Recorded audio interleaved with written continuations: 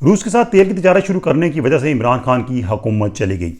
रूसी तेल पाकिस्तान में तकरीबन 40 रुपये पर लीटर कम कीमत पर मिलेगा। ये तमाम बातें तो पाकिस्तान के सोशल मीडिया पे खूब चली। अब पाकिस्तान में रूसी तेल आ चुका है और रूसी तेल के आने के बाद कुछ नए हकायक, नई तफसीलात सामने आ रही हैं। वीडियो अहम है, हमारे साथ रहेगा। मैं हूं सरफराज राजा।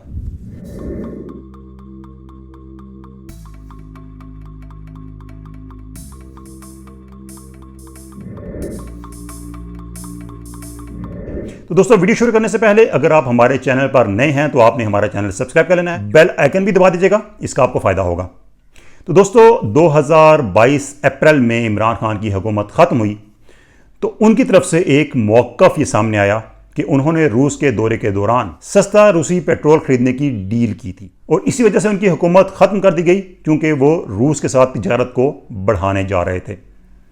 लेकिन इसके बाद तफसीलात सामने आई और रूस के जो पाकिस्तान में कौंसल जनरल थे उन्होंने बताया कि ऐसी डील तो कोई हुई ही नहीं थी। लेकिन इसमें एक बात सामने आ गई, लोगों को पता चल गया कि रूसी तेल पाकिस्तान में बहुत सस्ता पड़ेगा, पाकिस्तान को बहुत कम कीमत पर मिलेगा। उसके बाद जो नई हुकूमत आई, पीडीएम की हुकूमत, उस पर भी एक सियासी प्रेशर ही था कि वो रूस से तेल क्यों नहीं खरीद रहे। सोशल मीडिया पर उन पर काफ़ी इल्ज़ामात लग रहे थे कि वो रूसी तेल इंपोर्ट नहीं करने जा रहे क्योंकि वो अमेरिका की खुशनुदी चाहते हैं।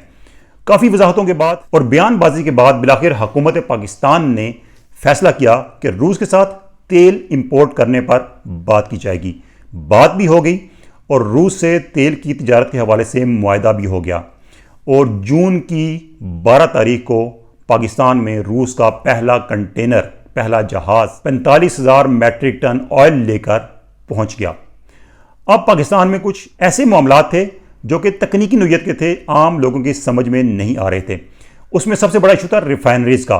चूंकि रूसी तेल काफ़ी हार्ड क्रूड ऑयल है, उसको रिफाइन करने के लिए ज़्यादा वक्त चाहिए, ज़्यादा पैसा चाहिए। तो पाकिस्तान में एक दो रिफाइनरीज तो हैं जो कि इस क्रूड ऑयल को रिफाइन कर सकती हैं और उसके बाद जब ये क्रूड ऑयल आपको मिलता है तो उसके बाद इसको रिफाइन किया जाता है और फिर मालूम होता है कि कितना फ़ायदेमंद है। पाकिस्तान ने जो रूस से तेल ख़रीदा वो तकरीबन 15% कम कीमत पर मिला दूसरे मुल्कों से पाकिस्तान ऑयल लेता है उसके मुकाबले में।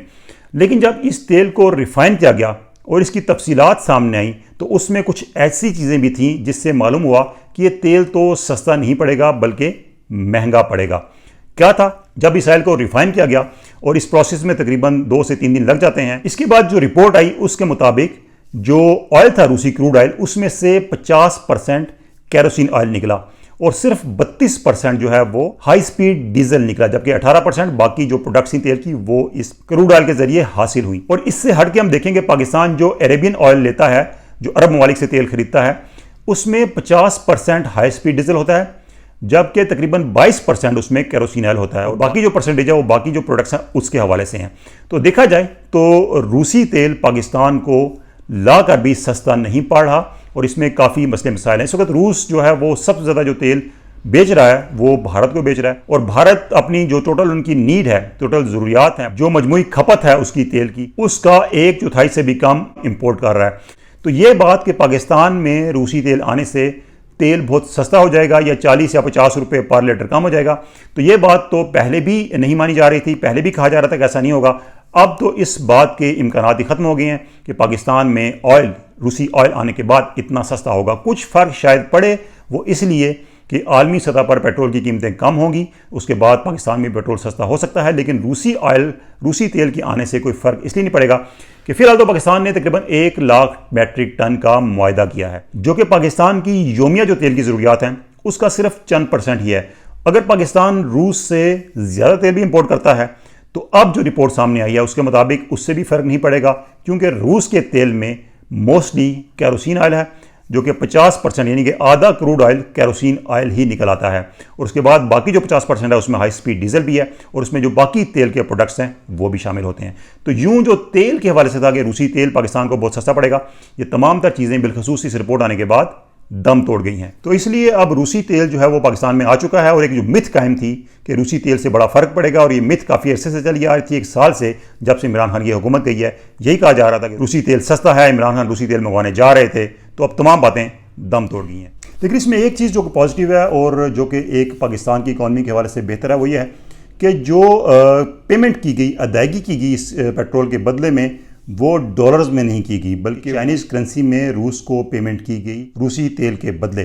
तो ये एक इंतहाई आम चीज़ है कि पाकिस्तान की इकॉनमी पर डॉलर का जो प्रेशर है उसको कम करने के लिए ये डील चाइनीज़ करेंसी में की गई। इसके अलावा एक और भी अहम चीज़ यह है कि पाकिस्तान ने रूस और अफगानिस्तान के साथ बार्टर ट्रेड भी शुरू करने का फैसला किया और इस पर भी अमल दरामद शुरू हो चुका है। बार्टर ट्रेड में क्या होता है? बार्टर ट्रेड में ये होता है कि माल के बदले माल, यानी कि आपको जो माल चाहिए वो लें और उसके बदले में जो माल दूसरे मुल्क को चाहिए वो उनको दें। ये बहुत पुराना बल्कि इब्तदाई तौर पर ये एक ट्रेड का तरीकाकार था, बार्टर ट्रेड, और पाकिस्तान अब ये बार्टर ट्रेड रूस और अफगानिस्तान के साथ भी शुरू करने जा रहा है। तो ये पाकिस्तान की इकॉनमी के हवाले से ये बेहतर चीज़ें थी। तो ये वीडियो थी रूसी पेट्रोल के हवाले से कि क्या उसके असरात पड़ेंगे पाकिस्तान की इकॉनमी पर, पाकिस्तान के लोगों पर कुछ फ़र्क पड़ेगा नहीं पड़ेगा। वीडियो अच्छी लगी तो शेयर कीजिएगा, लाइक कीजिएगा और कमेंट्स में अपना फीडबैक जरूर देना है। अल्लाह हाफिज़।